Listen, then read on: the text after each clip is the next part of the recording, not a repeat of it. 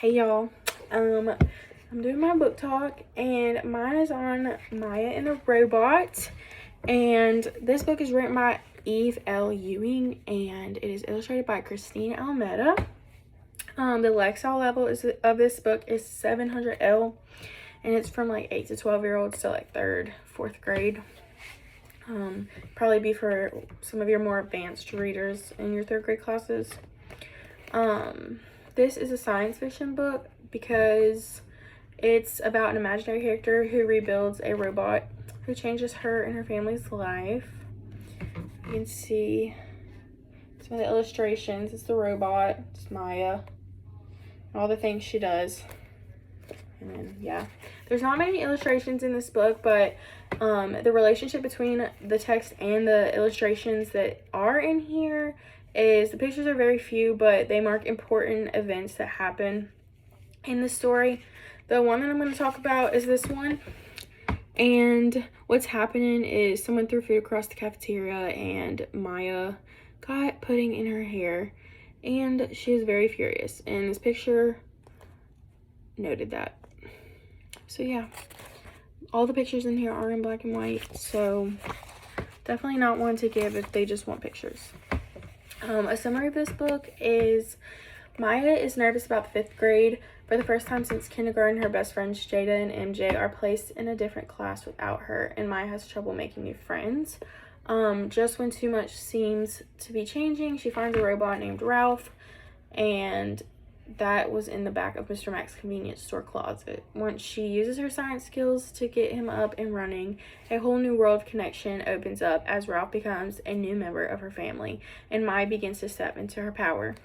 The story is about community, adapting to change, and the magic of ingenuity that reminds readers that they can always turn to their own curiosity when they are feeling lost.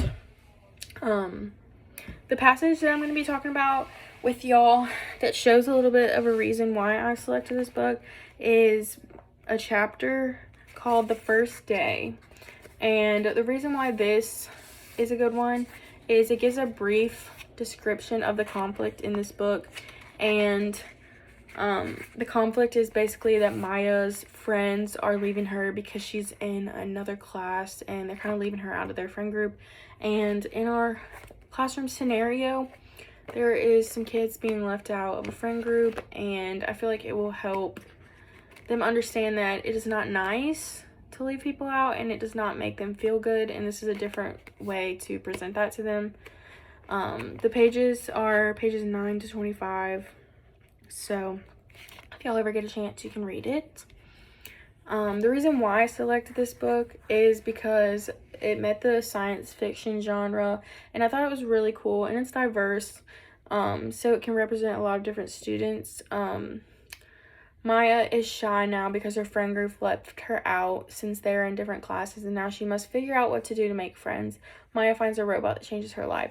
The story goes along with my classroom because we have a lot of girls that are also trying to navigate their personalities in the 3rd grade, and this book meets the needs of my classroom because there are girls who are not being so kind to others, and it should open their eyes to how she might feel.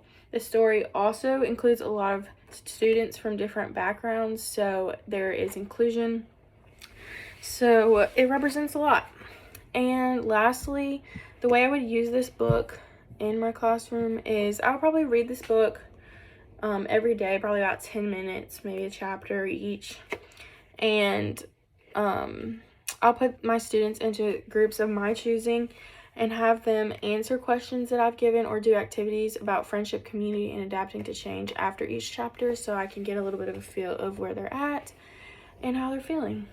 So yeah, this is Maya and the Robot. Thanks for coming to my book talk.